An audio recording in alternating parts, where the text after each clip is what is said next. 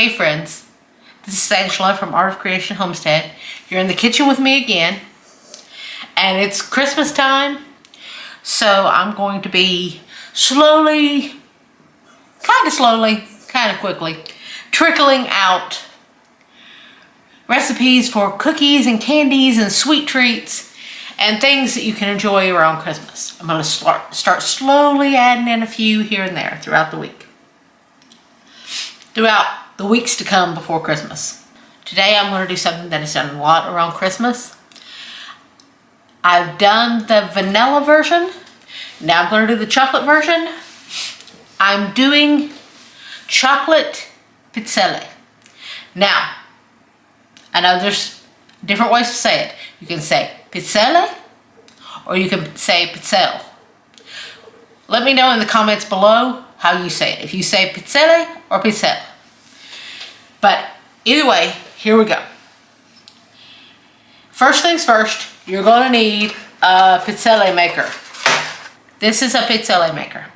There are also stovetop versions. I would rather have the electric one. And this one is a Cuisinart. See the pretty design? That's the design your wafer cookies are going to have. For those of you who don't know what pizzelle are, they're an Italian wafer cookie. I will float an iCard somewhere up here or over here. I always get confused which side it's on. It's either over here or over here. I will float an iCard up there with the vanilla pizzelle. And this is going to be the chocolate version. Now, you will need that pizzelle maker. Now, mine is a Cuisinart. That is a little harder to find these days. The Cuisinart one is a little harder to find these days, and if you do find it, it's very expensive these days. But I will leave a link in the description below to a pizzelle maker. If I can find the Cuisinart, because I love it so much, it's amazing, I will put a link to that, and I will put a link to a cheaper one as well. This is going to seem like an odd thing, but there is a specific way that the ingredients need to go in. I have done it other ways, and they don't turn out as good. And I don't really know why, but they don't turn out as good if you don't put them in this method. If you put them in this method, they're going to turn out crisp and delicious. They're going to be so crisp. They're a little flat if you don't do it in this method. So you want to start with 3 large eggs. And you want to whip them up really good. You want to whip them really, really good. You want to get it all beat up. And now we are going to add 2 roughly measured teaspoons of vanilla. You guys know I don't measure vanilla, that's why I say roughly measured. To this we are going to add 1 cup of sugar, 1/4 of a teaspoon of salt, and this is optional, but it will make the chocolate flavor just pop. You won't taste it, but it will make it so chocolatey. So it's not necessary, but it will work. It will make it so much more chocolatey and so much more delicious. This is 1/2 teaspoon of instant espresso powder. You don't have to do that. Now you want to dump all that in. You want to dump your espresso powder in with your liquidy ingredients. That way it can dissolve. If you dump it in with the dry, it's not going to dissolve as well. Now you want to whip this up until everything is smooth. Nice and smooth and creamy. Now it's going to take a little bit of whipping. You can do this with a hand mixer, or you can do it by hand just like I'm doing it. I'm using my little half moon whisk. It works great for anything like this. Now, as you can see, the espresso powder is pretty much dissolved. There's a few little pieces that aren't, but they will dissolve as you work it in. Now, next ingredients is going to be 1/4 of a cup of cocoa powder and 2 teaspoons of baking powder. Not baking soda, baking powder. The cocoa powder is on the bottom, by the way. And you want to mix that all into your wet ingredients. It's going to take just a minute to get that cocoa powder to incorporate. but you want to mix it until it's all incorporated and completely smooth. And the sugar that is in there is going to work as an abrasive to help break up the lumps of cocoa powder, because cocoa powder can be very lumpy, and you always need to add it around the time that you add your sugar so that it breaks up any lumps. There we go. Now we are going to switch to the rest of the dry ingredients, which is right here on this piece of wax paper. It is 1 2/3 cup of all-purpose flour. I put it on wax paper, that way I can dump it, that way I can funnel it into my bowl very easily. And at this point, I am going to switch to a silicone spatula so that I can get it all mixed in easily and fairly quickly, because a silicone spatula will help you scrape down the edges, the sides of your bowl, and get everything incorporated in. And you will notice it starting to get thicker and thicker on you, but that's actually what you want. Now, as you can see, it's very thick. And you're going to think, when I tell you the next ingredient, you're going to think, that should have already went in with the liquid ingredients. I have done it that way. I did it that way for years. And then I discovered this method, and I gotta tell you, they turn out so much more crisp. They turn out so much better if you do it now.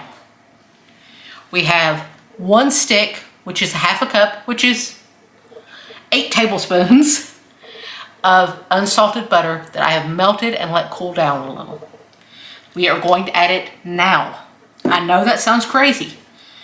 I know that sounds insane. But it does make a huge difference to add it last. It takes a little more effort to work it in to your batter. But adding it last makes all the difference in the world.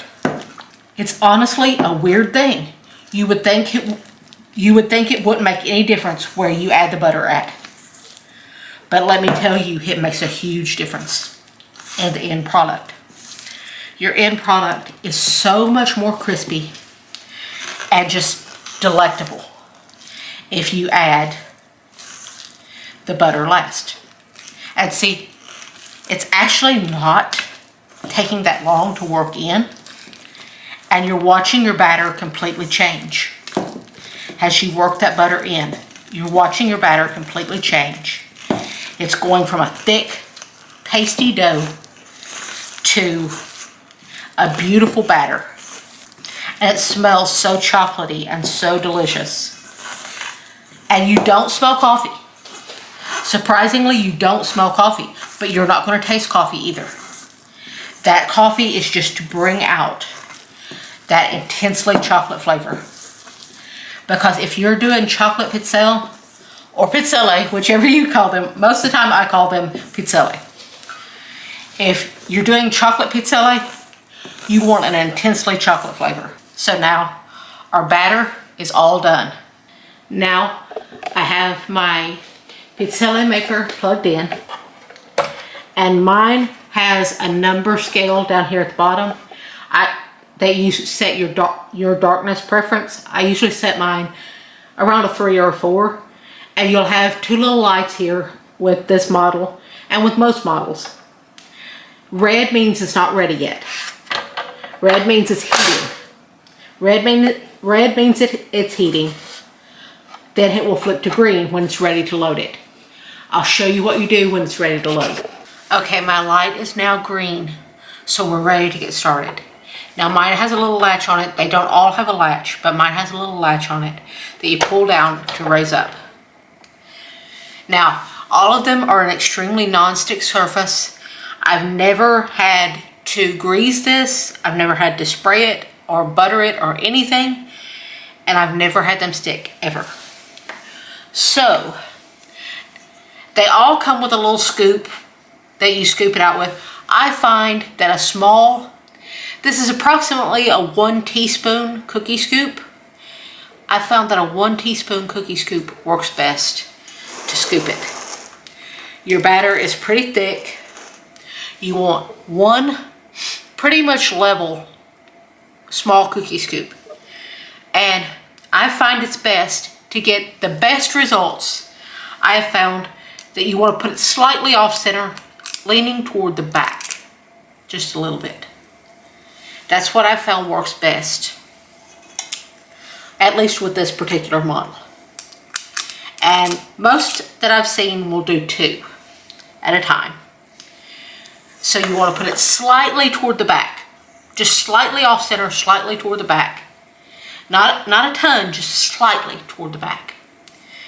And now you want to close it up, and it's going to mash it flat. Be careful, it's hot, and latch it shut, because that will push it out and make them really thin wafers. Now, on mine, your light will then turn red. When they're ready, your light will turn green, and that's when you know that it's time to open it and get them out. And I'll show you what you do after you get them out. Your first ones, it takes you a little bit to get the hang of it. The hang of where to place the dough blob on the surface and things like that to get the perfect cookie. But after you get the hang of it, you've got it down.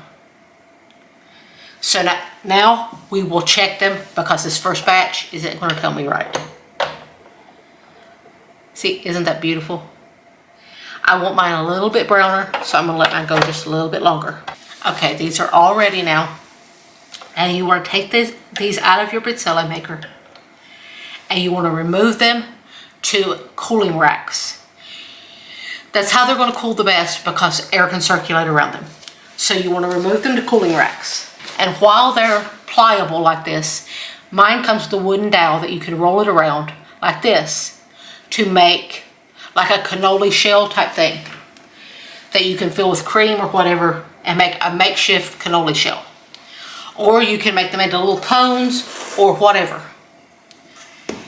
Or you can just let them, because right now they're very pliable, they will get nice and crispy as they cool. They will get nice and crispy.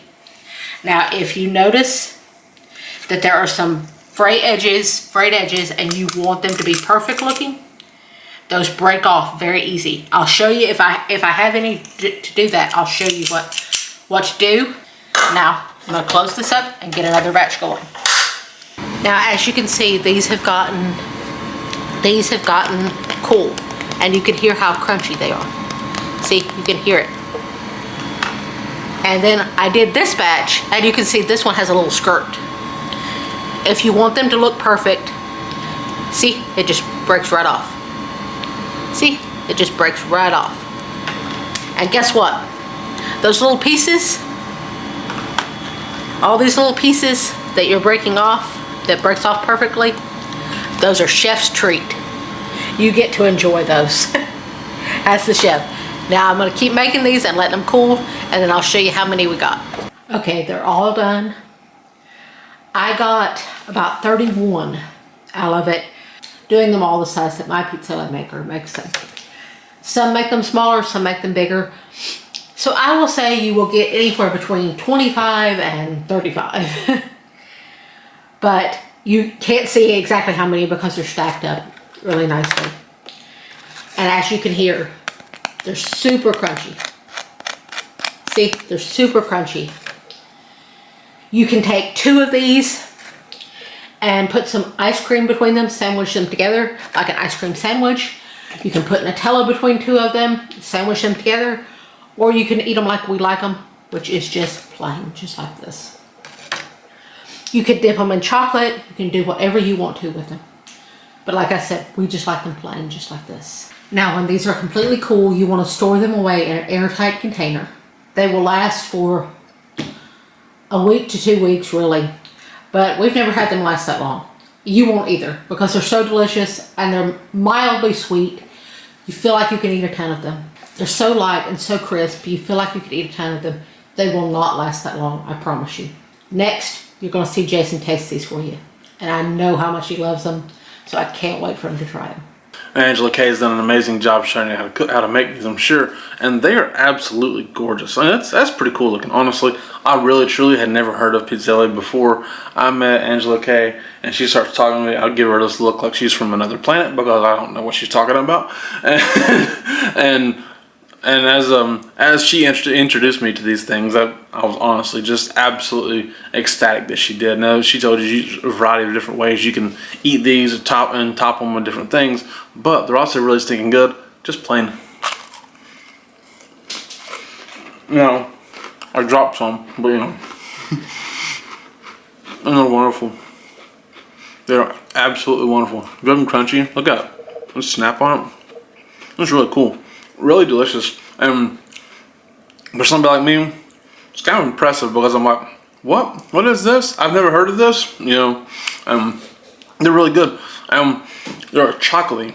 Like, they're extraordinarily chocolatey without being extraordinarily sweet. And I think that's really your goal here.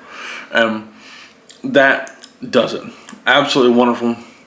Angela Kay, you did exactly what you're trying to do. And what she always does. Personally, she always does. But like, it's just amazing. So, chocolate pizzelle. See, I want to say Pizzelle. Pizzelle. How do you say it? Say it again. Pizzelle. Pizzelle. Right? Okay. So, they're amazing. If you're looking for a chocolate pizzelle, that's it right there. They're so good. So thank you guys so much for watching. I do appreciate it. My name is Jason. The smart one, her name is Angela Kay. This is Art of Creation Homestay. We love y'all. God bless you and goodbye.